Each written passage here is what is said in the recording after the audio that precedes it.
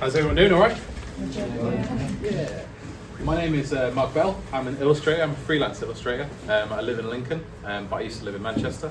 That's why I know Andy as well. What I'm going to do today is I'm just going to do a little talk. We're going to go through my influences, an overview of my journey into what I do now, tools and equipment I use, the creation process that I use.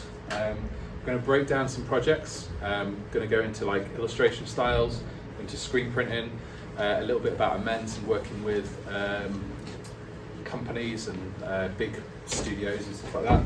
And then we'll finish up with some feedback and some questions. So far, everyone's been fairly quiet with the questions, so if you get loads of questions, just ask. I want to answer them. Like Andy said to other groups as well, if you don't feel like you want to, just come and grab me at the end and we'll chat through stuff and I can tell you bits and bobs or whatever you want to know. If at any point you want to like take photos of some of the brushes and stuff I use, you're more than welcome to do that, or you just, you know what, blurt stuff out if you want to chat about stuff as well, that's fine. So, I am 40, grew up in Lincoln. I like punk music, video games, films, comics. I studied animation at university because I didn't think I was that good of an illustrator. I sort of saw myself more going towards that sort of stop motion, Wallace and Gromit style stuff. That's what I used to really like. Also turned out I wasn't very good at that either. Came out of university with a 2-2, which is like a D, I think. I play a bunch of instruments. Some of the clients I work with are Disney, Universal, Warner Brothers, Netflix, Sega, that sort of stuff. And I've worked with a heap of galleries as well. This is all my influences. The main thing that's going to come across in this is that I really love Jurassic Park. I was 8 when it came out, and it's one of my favourite films of all time. I probably mentioned it about 7 times in this presentation, but yeah. Films, comic books, video games, music, that's sort of me. So going back to like my early years, this was an 8-year-old me drawing dinosaurs, brilliant. But I put this stuff in as well. This was from around the time, I was probably about the same age as you guys. I was 16, 17, 18, 15, 16, 17 maybe, A-level sort of stuff. This is me in the 90s. I had a piece in the Lincoln Art Gallery that my teacher sort of put in and it got accepted, which is quite cool. But I wasn't very good at GCSE. I was pretty poor. I think I got D's and stuff like that. I think I was told that if you can't paint, that you weren't really an artist, and that was sort of the vibe I got. So I'd sort of written it off. But I picked it in A-level because my friends were all doing it, and I was like, well, I want to chat to them while I'm working, you know, so I did that. But I did used to really like to do comics, and the art teacher was a different teacher, and she was like, you know, this is pretty good stuff, and I was like, really? But yeah, so that's what I focused most of my time on. I used to draw loads of Spawn and loads of Spider-Man and stuff like that. Yeah, that's where it all started. I went on from there. I went to try and do animation, as I mentioned, but didn't really get anywhere with that. And then I started working in HMV, where I started to like love films and games and all that sort of stuff. I also used to play music in a band. This is sort of where this all starts. Being like the only sort of slightly arty person in my band, I'd sort of design t-shirts and I'd do all this sort of crude, crappy stuff. And we'd get it printed on the t-shirts. We were in a punk band, so you know, it was generally like 1 or 2 colours because that's cheap.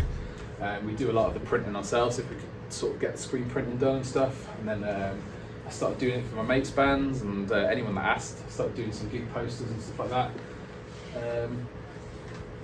I got asked to do a front cover of a zine, which I thought was the coolest thing ever.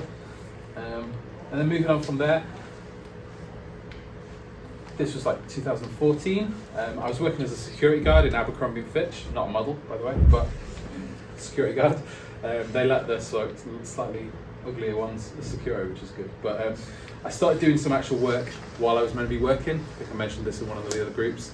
In the evenings, I would sort of be the only person, so I'd just go to the office, I'd bring in my laptop and I'd just work while I was working. So it was I used to do all this sort of work for my mates' bands. That was the first piece I ever got paid for. I got paid £30 for that. That was, it took me about 3 or 4 days work. So probably not a good investment, but I was well chuffed that I managed to sell a piece of work. I started doing some other bits and bobs based on video games I liked and based on just, you know, I started doing some stuff for bands and posters for festivals and things like that. as I started to get more and more work from my friends' bands and their friends and people who were interested about who did the art for this and that, I started getting asked to do some slightly bigger stuff like slam dunk posters and some slightly bigger gigs. This was a set I did for slam dunk for a few of the different stages. In 2018, or 2017 I'd say, I moved up to Manchester area. I started working with a company who had ties to Zavvi Gallery, and I really wanted to do an official piece for Jurassic Park, obviously. And I bugged them, and in the end they were like, yeah, all right, you can do it. So that was my first officially licensed piece. It was a Jurassic Park screen print. It was about 24 by 18, so about that size, and it came in a variant colour. It was pretty much, I remember thinking when that got printed and I'd signed a bunch of them, it was like a limited run of 250. I genuinely remembered thinking, yeah, if I died, I'd probably have got where I wanted to be. So it's pretty dark, but yeah, it was good. I started doing some Lord of the Rings sort of fan stuff as well, because I was well into nerdy stuff like that. And I got asked to do Borderlands print, Borderlands 2, I believe. And that was part of the MCM, there's me looking really cool there. Part of the MCM Comic-Con stuff. So it was produced at the same time, like displayed on there, which is cool. This is where it starts to get a bit interesting because of all these pieces I've done. Slowly, some galleries start getting intrigued and asking for me to do things. So I did a piece for It Chapter 2, which was a gallery in the States. It was a big exhibition of artwork and stuff based on that series. That was the first piece that I got paid for from an actual studio as well. So that went to Warner Brothers and they sort of paid me for that, which is cool.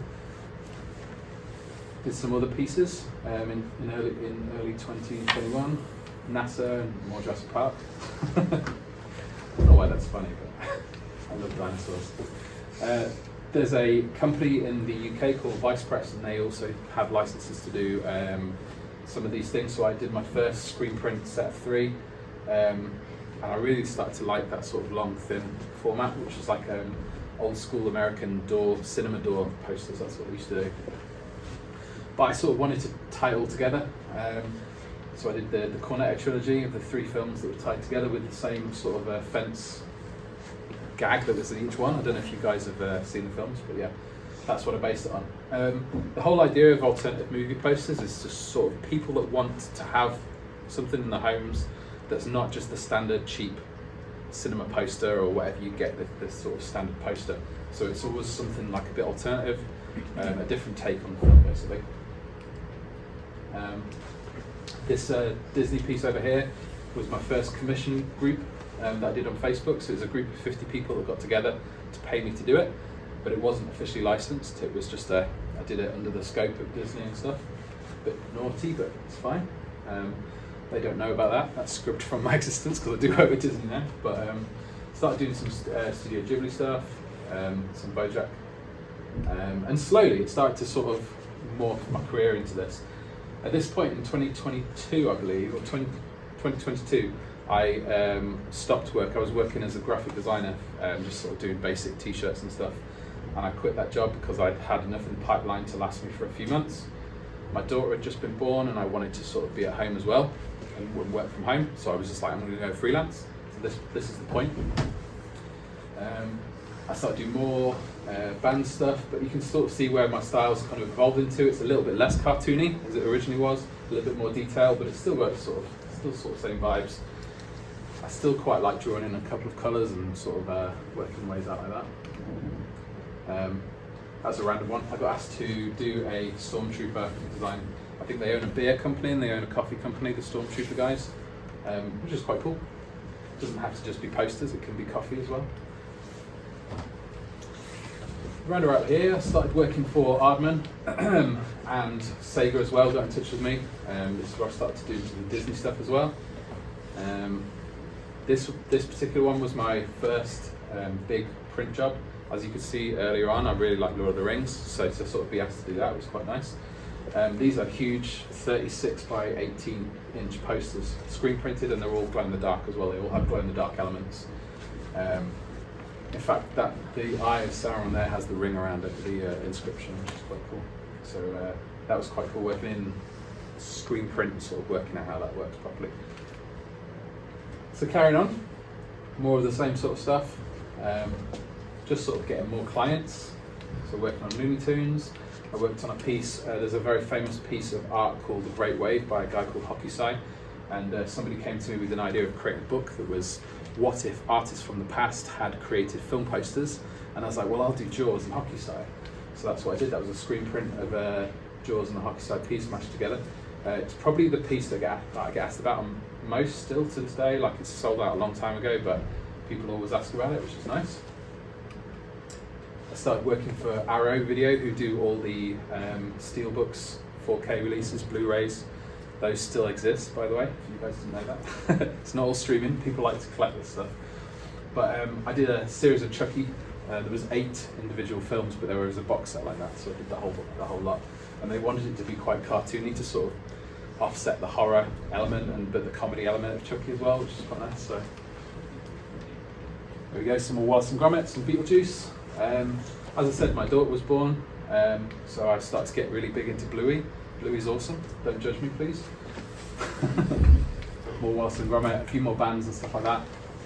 These sort of are starting to be the bigger bands that come across from the US, and so I started getting my name into that lot as well, which is nice.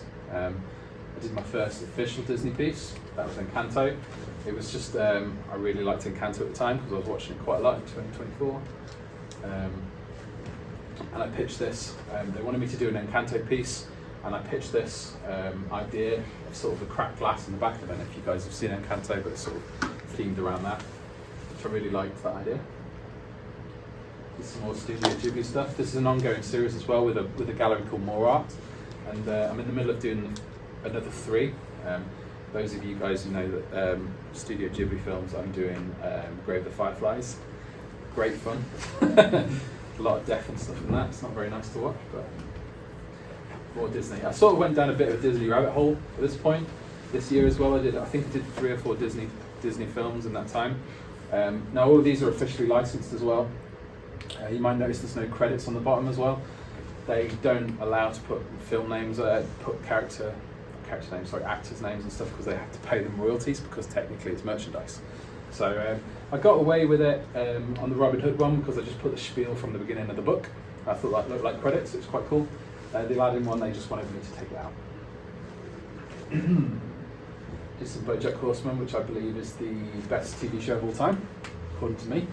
Some Pokemon. I did some crossover stuff. I started really liking the Bluey crossover stuff. That's not officially licensed. I just do that for fun. But whenever I do a convention, that's always the stuff that sells the most, because people like Spider Bluey and Lord of the Rings Bluey and stuff like that. More steelbooks, more music. That's probably one of my favourite posters I think I've ever created. It's an old 80s band, you guys might know them, but they do Rock Lobster is one of the songs they do. So I did a Rock Lobster. This is one of the Arrow videos that packaged up. This is the first time I got to use a clear sort of seal that you can, so it's like 2 images on top of each other. And I really like the idea of sort of designing 2 different things, but both the same. So they're both the same design size, but obviously it's the old version where he's kicking the crap out of someone at the front, and then the new version where it's all hip and trendy and you just pull it off and it sort of goes like that. It's really cool. There's me being goofy in H&V. As I said, I used to work in H&V, so to actually walk in and be like, that's my film, that's my film, that's my artwork, it's quite nice to be able to do that. Those were some of my favourite jobs as well. They're all really obscure Asian titles, and I really like it because a lot of them are dramas, and you sort of have to really think. You don't really get a brief with these ones. They sort of go, here's the film, pitch us an idea. So you watch the film with subtitles and it's all a bit strange and you're like, this is a weird film. But I like that because you sort of really have to work at a concept and stuff. So one of my favourite pieces is this one here with the blue jay. It was about a singer who got into drugs, and she told the whole story of her life from prison. So that was a slip sleeve with the prison cage that you pulled off. So it was like it's a caged bird, and she was a singer as well, so it's obviously a songbird. So that was played into all of that stuff, which was really nice. A couple of years ago I started working on a book as well. It purely started as a PDF that I was going to send to clients, that I was like, hey, do you want to work with me? Here's a bunch of my stuff from recent. but it just morphed into me adding more stuff because I wanted to remember everything I'd done, and I've got a terrible memory. And I went right back to the beginning and I added everything in, and I realised it was sort of over 100 pages. So I was like, well, I'll maybe do a book and see if anybody's interested. Probably just more for me and my mum. Just so, are you proud of me, mum? Look. No. But I did it on Kickstarter and it actually did really well. I think we did something like 160 or 170 books just on that initial Kickstarter thing, and then I've sold countless more since I've done conventions and stuff on top of that, which has been really nice. Last year I started work on with Aardman again, but working on a sculpture. So they in Bristol have a trail of characters from the films, and it's for kids. You can sort of go around with a map and sort of take photos and tick them all off. It was really nice. I got to do that. Got to meet Mr. Nick Park. He's quite cool. I tried to tell him that I went to do animation because of him, but wound up in Illustrator. He wasn't that interested, but it's fine. But it was nice. It was really cool. My local magazine in my area in Lincoln, where nothing happens, I did a little interview for them once as well, and then they put it on the front cover. So all my school friends were like, "Ha!" Right. This is stuff that came out at the end of last year, and this stuff hasn't come out over here. This has not come out yet. It's going to be out in the next couple of months. Again, more Jurassic Park, obviously. This one's quite an interesting one because it's there's two brands on there. Jurassic Park itself was with Universal, but Barbasol is a brand of shaving cream. I didn't know that when I started this piece. It's a legitimate brand in America. So they had to go through two different licensing processes to get that through, which is quite cool. I did a set of trading cards. This bottom one here with the Raptor, I'm going to go into a little bit more detail and show you sort of some of the amends and stuff we had to do. Yeah. This came out about a month ago, which is really nice. This hasn't come out yet. They're a little bit slow with the K-pop Demon Hunters merch, if any of you guys know that film and that franchise, but they're getting there with it. And then these two have not come out yet either as well. South Park, particularly the film. They pitched me to do South Park, but if any of you guys know South Park, there's like 30 seasons of it. It's insane. There's so many characters. I just don't know what I'd do. So I was like, well, I'll do the movie because that remains a part of my life when I was about 15, which was like the funniest thing I'd ever seen. A Futurama, which is classic, I think. That's it really, that's where I'm up to. At the moment, I'm mostly working with Universal doing key art for How to Train Your Dragon, and with Disney for working with the t-shirts and stuff from the Florida theme parks. So at the moment I'm sort of drawing dragons, I'm doing a bit of my own stuff, and then I'm drawing Mickey and Minnie for like 100 times over and over again, like with hearts, because we're doing Valentine's 2028 at the moment, so that's good to know. Yeah, that's where I'm at the moment, freelance wise. I sort of got about 2 months of stuff booked in at the moment in front of me, and that just sort of changes and chops and changes. My wife sort of keeps me organised with that. I have a little board of telling me what I need to do this week, and it sort of gets swapped around. It's quite nice. But yeah, that's where I'm at too. I'm going to move on to the creation process. So I just want to point out as well, this is just for me. This is how I do stuff. Like, you guys are into all different sorts of stuff and different types of design and whatever else you do. This is just how I do stuff. And there is no right or wrong way. You guys already know that. That's my setup at home. A proper little geeky den with all my toys and stuff. That's mostly what I work on. It's a Wacom pad. It's about 24 inches. And it sort of works like if you guys have not used one before, it's just a screen you can draw on. So it's exactly the same as drawing on paper in real life, really. But how hard you press can change like the thickness of the line and stuff. So you can sort of do some really cool stuff with it. But generally, it's all hand drawn that way. Often I do pencil and pens and stuff to start off with for a rough idea, and then I'll scan it in and sort of go from there and move stuff around. I mostly work in Photoshop, despite what Andy's probably told you, Illustrator is not good for drawing that much. Photoshop is incredible. It does everything I want to do, and I know a lot of my friends who do work in Illustrator, they would say the opposite. So I have a lot of artist friends that work in Procreate and is it Procreate? The sort of iPad one, which is just as good as well, and they work fully on that and they release posters on that as well. So whatever you're happy with, I guess, is the key. Sometimes I use Illustrator, but that's mostly for like text and for logos and stuff like that. It needs to be super crisp. Yeah. Those are some of the Photoshop setups that I've got. I usually work at 300 DPI. I always add a bit of bleed on so when the print process happens, you guys know this, it's fine. Some of the brushes I use, later on if you guys are interested in that or wanted to know a bit better about drawing and painting and paint styles and brushes, come back to me, you can take photos of this as well, it's fine. I'm just going to break down a bit of the Futurama poster for you, show you where it started and sort of where it goes into. And again, this is just my process. This is not like a set way of doing it. I've got quite a cartoony style, as you've probably seen. So I always start with the line work. You might have seen I've changed a little bit as well. So for example, I took a cigar out of his mouth and put it in his hand. They didn't want his bottle in his hand for some reason, like his bender. I don't know why they didn't, but they just said they wanted a cigar as well. So I swapped that around. I moved him in personally because I didn't like the fact his arm went all the way into Fry's belly, sort of a weird cross everything. So as I sort of change it as I work a little bit. After I've finished sort of the basic line work, it'll be something like that. That's a bunch of the characters. I forgot to put Zoidberg in this bit as well. Sorry about that. Sorry, Zoidberg.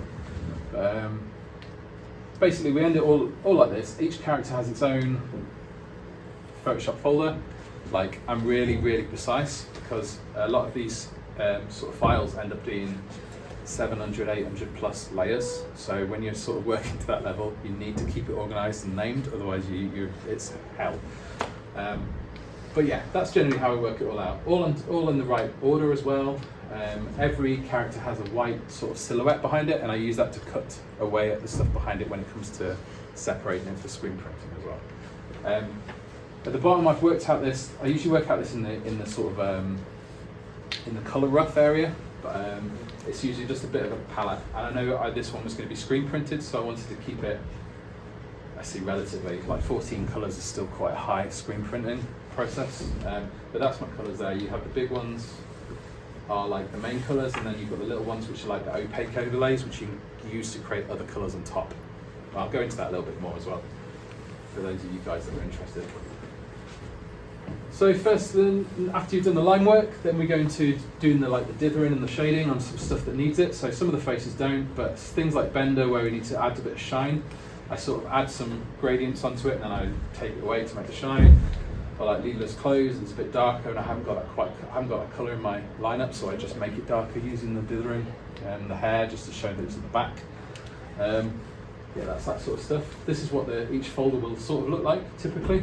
Paper at the back. And it goes progressively lighter as you go up, so skin, yellow, green, orange, blah, blah, blah, blah. And then you finish with the opacity layers on top. That gives it all the shading as well. So flat layers, flat colours. That's pretty close to what it actually looks like in the cartoon, if I'm being honest with you. So they're all separate on a separate layer. A little bit of facts for you guys that are interested in screen printing at all. You have to leave a little bit of an overlay if you're doing colours underneath a key line, like a line work, because if you leave a gap, if you line it up perfectly, so you've got the line and then the colour, if you accidentally move it just a smidge when you're actually screen printing it, you're going to leave a white gap. So it goes underneath the darkest colour just to give it a bit of overlap. It's called trapping. Then we start with the opaque layers. So we've got the dark purple, so you can see on the side of Fry like that. And any other colours as well that sort of need boosting to a darker level I use for that. Same with the black layer next as well. So if you print a 40% black on paper, it's grey. So that's really cool. You can get your greys from that as well, so you don't need to create a separate grey. You can just use opaque onto it.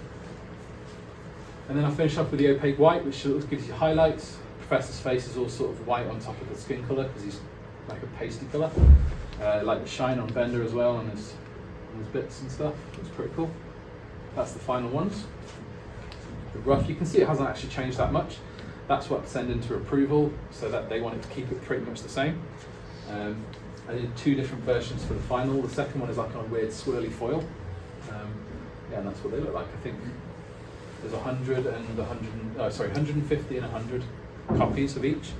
Now, typically there's like quite a weird collector market for sort of screen printed posters, and these sort of go from anywhere from around 60 to 120 plus for each poster, which is essentially nuts because it's just paper, but Screen printing process is each layer is painted on or squeegeed through a stencil essentially on the paper, one layer at a time, dried in between. So you've got, I don't know, say you're doing 300 copies of the poster, you do 300 yellows, and you let them all dry, then you put them back on, line it all up and do the next layer of colour, let them all dry. It's quite labour intensive, it's quite time intensive as well. It tends to be sort of, something like this would be like a week job for a printing place, and it's costly as well, but I think the sort of collector price sort of references that, so it's quite good. Similar thing, I'm going to just do the K-pop Demon Hunters, but I'm going to show you the printing process instead this time. Also, I sort of start with this one. They are pretty, they want the credits, they want to sort of keep their faces and stuff, using reference and things like that. So that's what I came up with, the two versions. First one, they said it was too dark and pushed back. They didn't want the faces like that, so I pushed it over and made the whole thing a bit lighter. Added some of the like Korean text at the side and stuff. And the drawing. This is actually how it's screen printed, one colour at a time. So we start with the foil colour, the foil paper, which is like a real shiny, lovely holographic foil. Then we do a whole white layer on top. Now typically when you're doing things like t-shirts, it's a lot harder to get as precise sort of stuff as you can do with paper. Yeah, so you'll do a whole thing like that, but you'll obviously leave gaps so that you can sort of see the foil through. So I've got foil on the weapons, on Ruby's sort of patterns on the skin, on the titles and the credits and stuff, and a bit of the edge of Derpy here. This next one is just two eyes of yellow, so it's the only yellow used on the poster. It probably costs £300 just to have that one screen done for such a small amount of yellow, but it needed it, I think. I'm not paying for it, so it's fine, it's not my problem. Then we layer it with pink, so we've got light pink, the middle pink, and then a darker pink, which is sort of used in the monsters in the back there. Then the purple's light, mid, and dark purple. You can sort of see how it all layers up on top of each other and how it starts to take shape. The only thing really you're missing is like the key line now, which is the part on top. And that wasn't black, it was sort of a really dark purple. I don't generally like drawing in black very often. Because I just think it looks a bit too harsh. So I tend to pick a dark, very dark version of whatever colour the poster sort of looks like, just to make it sort of seem less cartoony, I guess. So amends as well. I spoke about amends like earlier on, but it's a massive part of my job. You send off a piece of work, you'll hear back from them in like 2 weeks while you're working on something entirely different, and they're like, can you do all this? This is a real amend I got back from Universal. So it was part of a trading card set of A5 prints that I'm doing. That was the one I originally designed. That's literally how they sent it back. They draw all over your work and they're like, yeah, that just, nah, move that about and stuff. A lot of it's really annoying because it means you have to redraw it. See the whole leg they didn't like, so they wanted it sort of fleshed out and moved down. Some things totally make sense to me. For the fact that his chin is sort of going into his body there in the artwork, they wanted to raise that to give it a bit more space. See right here? It works, so it's totally a good call. I actually missed the entire claw off for some bizarre reason, and had to add that back in, obviously. And there we go, that's how amends works really. But even stuff down to like the text, I wanted it to be sort of like a bit campy and a bit sort of like the old trading cards from the 90s, so I was like, Raptor Breakout sort of thing. And they're like, no, it needs to be some reference in the film. You need to be able to say this bit of text is from this particular part of the film. So I had to use a different life will not be contained. But I think it works as well.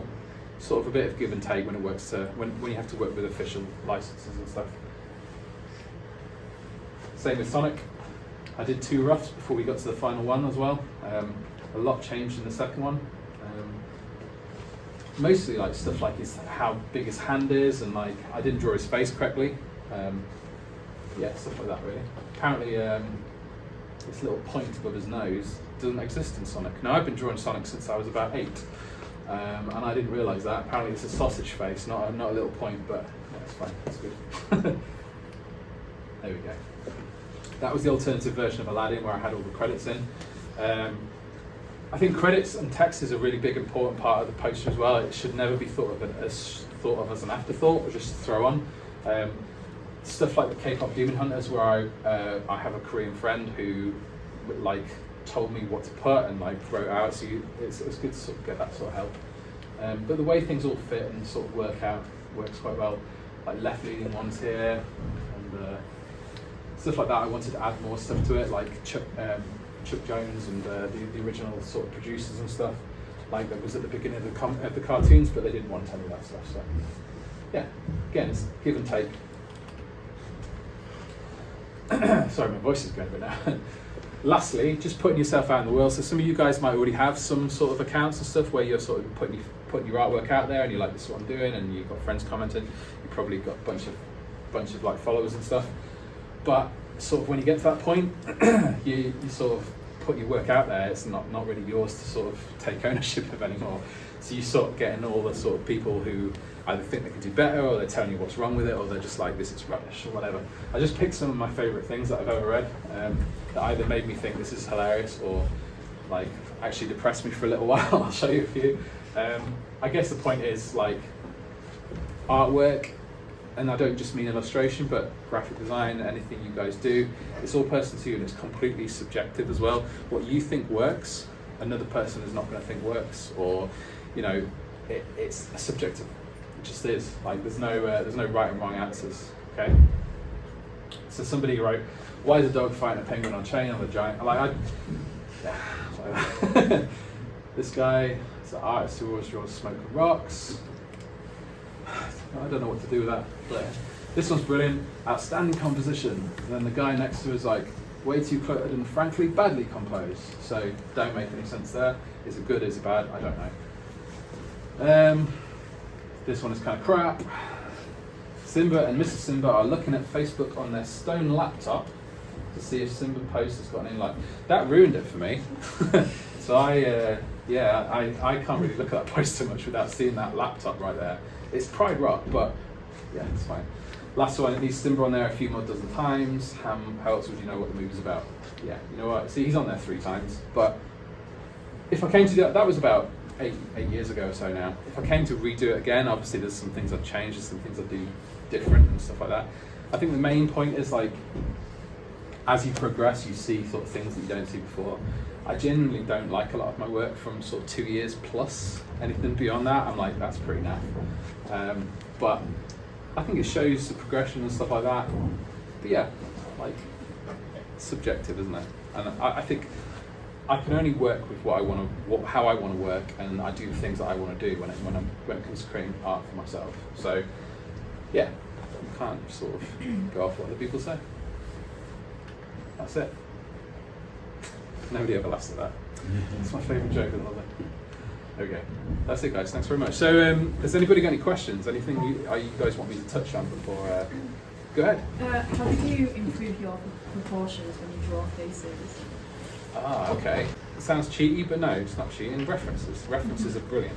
Like, there's so many cool things out there. 3D programs that you can sort of bend people and sort of move them about, and then you can sort of use that underneath your drawing and be like, right, I'll just scribble it, and now I know where all the features are going to be, and it works and stuff like that. Even to the point of where I'm working with some of the bigger stuff, Universal and How to Train Your Dragon, things like that. They're literally like, here's a 3D model, like, you use the face off this one, and you use that face, sort of tracing, but it's sort of, you're using it as a reference. Well, you know, why would I spend 3 days perfecting a picture of Scarlett Johansson's face, like, from memory, when, like, they've given me a studio shot that they want, you know, and you sort of use the references from that, you know.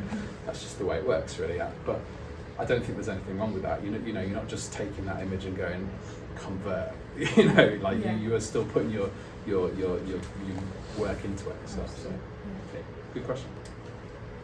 Anyone else, guys? Go ahead. When you do freelance jobs, how do you go about getting paid? Like, do you have an hourly rate, or do you have like an overall price? That's a good question. Yeah, that changes from job to job. Although recently I've sort of just got a day rate, or like a half day rate. I sort of split it down like that. But when I started off, I'd be like, well, this will take me a day. Let's say a day, 8 hours. What would somebody, like, initially when I started? I'm saying going back sort of 15 years when I do it on the side project, I'd be like, well, what would I get paid at my job? I get paid £13 an hour, so I will charge £13 an hour. You know, I've done a t-shirt design and it costs 80 quid or whatever. That's probably why I got so much work, to be honest with you. But gradually that sort of moved into, I know what the industry standards are now and stuff like that. As well, there's a little bit of a give and take. I found that I can work really fast. For example, my wife and kid went away for like 5 days and I was like, yes, I've got the TV to myself, I'm going to play some video games. I know I've got that K-pop Demon Hunters poster to do and I'll get a little start on that as well, but I'm going to just chill out for the whole thing. What I ended up doing was I spent 4 days solidly on it, from 8 o'clock until about 11 at night every day for 4 days, and I got it done in that entire time. And that would have probably taken me 2 weeks' work if I'd have spaced it out properly, and thrown in a few amends from other projects as well.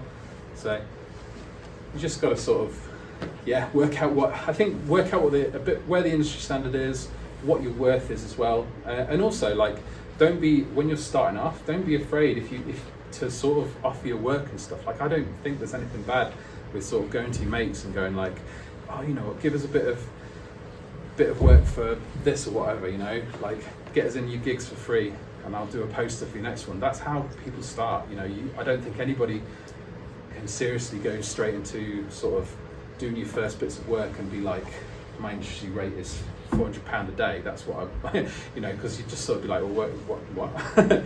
But if you've got the body of work to back that up, and you sort of you get there by sort of working with other people and getting there to that stage, I don't think there's anything wrong with that. But it's like you've got to start somewhere as well. And like, yeah, the vast sort of 2-3 pages of my stuff was like I said, 30 quid for that design. I'll do mates rates for 50 quid for that design or whatever, you know. That's how it starts off. That's how you get your stuff out there as well. I don't think there's anything wrong with that. Yeah, go ahead, mate. When you're doing freelance work, do you go to the companies or do the companies come to you? A bit of both, to be honest with you.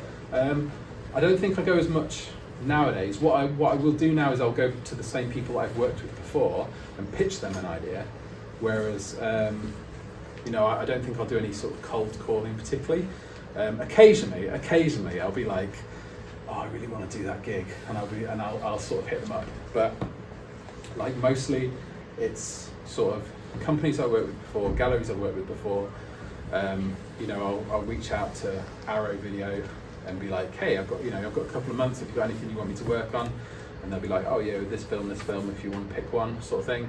Sometimes they'll just get into contact with me and be like, seeing you work doing for this, what's your rates? And we'll work out from there. But yeah, it's a bit of both. I'll say initially though, like the vast, like 90% of my work of where I've got to now is because of networking massively. Like that Cornetto trilogy job I did, that was with the guys from Vice Press, and I'd known them for 2 years at that point. And I'd known them by being a fan first, talking to them, after a few months pitching them stuff, and them going, it's not good. It's not, it's not quite what we need. It's not what we want.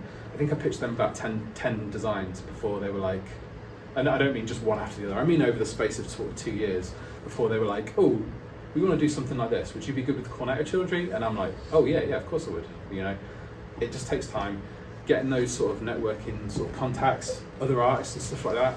Like when I spoke to a load of people at Thought Bubble before I started going to Thought Bubble as well, and speaking to sort of Marvel artists and stuff like that, and you sort of realise how that everyone's really in that same little race trying to find all the little contacts and stuff like that. But I think generally speaking, you'll soon find that the people that are in charge are also doing that, and you'll pretty soon just be chatting to them there, and you're like, oh, we're doing that and that and that, and you don't, as long as you're not sort of an arsehole and pushing yourself all the time. Like your name will pop up if you've got memorable work. Like my friend sort of said, he's the guy that runs Vice Press, and he sort of said, when you get to a stage where you're sort of sharing your work around and it's a bit well known, they might not have anything for you right now, but they may come like a horror project, and they're like, that guy's works sort of good. Like let's see if that would work for this, and it sort of will spiral from there. But yeah, that's it really. Do you have any main inspirations? Jurassic Park. no, I mean you mean artists and stuff like that. Like design. Yeah, massively. I'm quite lucky that a lot of them are my friends, which is good. But there's a couple of really big ones that there's a guy called Matt Ferguson. He's pretty much, I'd say, the biggest alternative poster guy in the UK. He's done actual key work for cinema releases, stuff like Transformers and the latest Predator, Badlands and stuff. He designed all that stuff, and it's all painted and stuff. He's really, really good. There's a guy called Dolly who's really, really cool. He does a lot of Marvel covers and stuff, a lot of Spider-Man. Yeah, it gets to that stage where I see them quite a lot. Like over the year, I'll see them sort of 4 or 5 times, and we'll have a little time, go out for films and stuff, and meals and whatever. That it sort of feels we're all sort of feeding off each other, rather than sort of looking up. But initially, yeah, there was like 100 artists that I was like, oh, I wish I could do that. I wish I could do that. And like you sort of meet them, and you're like, oh, we're all wishing we could do that, and you know, and the guys are at the top. They're just looking at the old legends, you know, like Drew Struzan and stuff like that, who have died and not with us anymore. But like, there's always that level. So, yeah, cool. Thanks, guys. Anything else? Any comic series to take inspiration from? Comic series? Oh, do you know what? Not anymore. I'm really behind with comics and stuff. I'd say back in the day, it was like anything Todd McFarlane. I was really into that sort of stuff. I'm not a comic geeky guy as that anymore. I just don't have the time. Like, I have a 4-year-old and she just likes to watch Louis, so I can't really do anything like that anymore. But yeah, like back in the day, anything sort of Todd McFarlane, Marvel and stuff like that, but probably the main stuff, nothing too sort of in depth, but yeah. Cool. Go Did ahead. you finish animation at university? I did. I got a 2-2. That's a bad grade. Well, it's not bad. It's just like you sort of got through university. I didn't take anything with that. I then moved to London purely because my best mate, who I'd met in animation, and we were in a band together. And I was like, I have no idea what to do with my life, so I moved just so I was next to him. I didn't want to go back home at that point. So yeah. Go on. Sort of before your massive screen tab drawing thing, what would you use before that, and what would you like to start with? Oh yeah, so that was like, so that was the 24-inch, and then I think before that I had a 13-inch, which is a Wacom one. Before that I had a Huey on, which is like a cheaper version, but was really good. Before that I used to use a Wacom Bamboo, and I think you can pick them up for about 40 quid. They're like, they don't have the screen, but you can look at your screen while you're drawing, and your mouse, your cursor will move when it moves, sort of thing. I'd recommend one of those if you want to get into illustration art and stuff, and like it's brilliant. It's like drawing on a mouse pad, and it's the same thing, pressure sensitive, and you've got your undo buttons, so you know you can do everything you've done wrong. But it's great. Yeah, definitely recommend one of those. Cool. What's the main thing you usually do to keep motivation to do your art? Like, I know you get paid to do it, that could be one thing, but like, just in general. I'm so bad with motivation, honestly. Honestly, some days I don't do an awful lot. Some days I do a bit of research and a bit of rough work, and my wife will come up and I'll be playing Battlefield, and she'll be like, what are you doing? And I'm like, I just can't work with anything right now. I need to just not do that. Some days, like I said, I'll work for sort of 13 hours because I'll be so into it. I think it balances out, but music, always music. I have my guitars and stuff in there. In my garage I have my drum kit, so I'll go down for half an hour, put on some songs and just like crash the hell out of stuff and feel sweaty and sort of go back upstairs and just have half an hour and then be like, right, okay, back to it, sort of thing. But yeah, I'd say music mostly. That sort of, as soon as I put something on, however I feel in the morning, I know I like punk and all that stuff that I've mentioned. I generally can't listen to that when I draw. I usually have like a lot of lo-fi or like classical or piano or something like that. That helps me massively because it chills me out, and I'm like, sometimes I listen to soundtracks. If I'm working on something like K-pop Demon Hunters, I had that on. That's brilliant. It's a brilliant soundtrack, by the way. But yeah, I had that on massively throughout it. Or like movie soundtracks as well. It's really good. They're always really, basically anything without words. That's what I like. I can't listen to words because I'm working, so I can't listen to podcasts and stuff because I wouldn't listen to it. But anything like that. Cool. Nice one, guys. The last thing we're going to do real quickly, if we've still got time. Yeah, cool. is I went through this morning to the little gallery you guys have set up, and I sort of picked some pieces that I really liked. I just wanted to sort of share them with you, the ones I liked and why I liked them. Sorry, my voice is really gone now. Has anybody got pieces in there? Yeah, cool. Okay, sweet. What I'll do is I'll switch over. So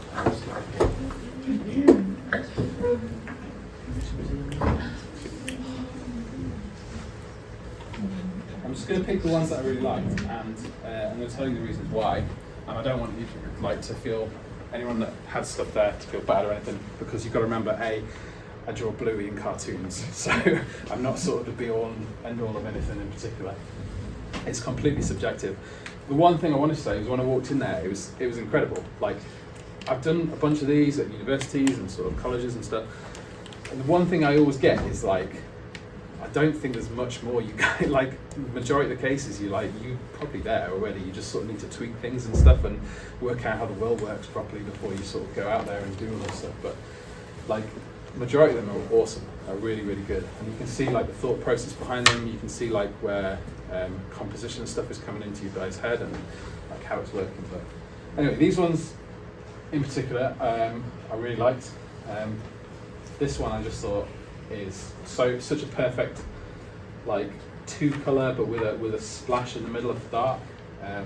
It works really well with the fade along it. I think the only thing I'd probably mess around with would be the title a little bit and the text, but I think once that's printed out, you can probably see that a little bit differently. Yeah, I thought that was really good. If you're brave, you can put your hands up and go, "That's mine," by the way. Is that anybody's? No. That's fine. You can tell us afterwards. I already know the guy that did this one, but this I thought was really cool. It's such a really good central sort of draws your eye right to the middle. I love the fact that the leaves and the sort of swirly thing drops through the title. I love anything that interacts with titles. I think that's really cool. I especially love when there's a title and there's like just a little bit of the character's finger or something over the front of it, and it just looks like a bit more 3D and it's cool. But I really like that. I thought that worked really well. I'd probably mess around with the colours of the text. That's probably about it. That one, I absolutely love it. I think it's brilliant. I think there's something really cool about the Dutch angle. If you guys probably know about the Dutch angle stuff, but in films and photos and whatever else, you sort of have a tilt. It makes everything seem a bit weird and a bit. There's some weird films like that are filmed entirely and sort of Dutch angle, and the whole thing feels really strange. But when it's used properly, it just is brilliant. It gives a bit of a feeling of unease. But although there's not like a whole scene Dutch angled here, you've got the vertical and the horizontal stuff, but then you've obviously turned the entire middle side of it. I think it's just really cool. It just stands out. It fits really well. You can do so much, like with text and stuff. If you were working with a studio and they're like, well, obviously we need our brand on here, or whatever it is, you could do so much with those vertical lines, and there's a lot of stuff there. It's cool. That one's just, yeah. I walked in and it was like, it was the one I was like, well, that guy just needs to not be here and go work. Like, no offense, Andy. But yeah, no, it's just brilliant. I love all the little stuff and the bits and the sort of the typography and the symbols and stuff. That's somebody who's thought about not just the image and not just, oh, I need to put a title on that. They're like, what can I do around that? I think it's just really cool. I love the fact that that's the standout bit. I know it's not what you should see straight away, but you've got this sort of the highlights here and the standout bit, and the title is just lined. Like, that's the title, you can see it from the side. And yeah, it's very cool. Very, very cool. I'm going to do one now. Okay, there we go. That one I thought was brilliant. I thought it was really, really cool. Such a good use of negative space, such a good composition again with the figure. I'm a real big fan of like very small figures surrounded by something massive, so it gives a big scope of stuff. Again, the only thing I probably work on is the title a little bit. Sort of doesn't need to be over there, I don't think. Or if it does, it needs to be over there in a different way. But and that one was the other one I really liked. I thought they got the text, the credits, everything pretty much spot on. The composition of it in the middle. I know it's quite a basic sort of style of photography and stuff, but I think it's just like, yeah, it's perfect. Reminds me of old album covers and stuff like that as well. Yeah. Cool. Was that anyone's here? I think they were mostly in the Oh, sorry guys. You didn't make the cut. No, I'm joking. Your work was already good, honestly. It was really cool. I looked through it all and it was brilliant. But yeah, thanks so much anyway.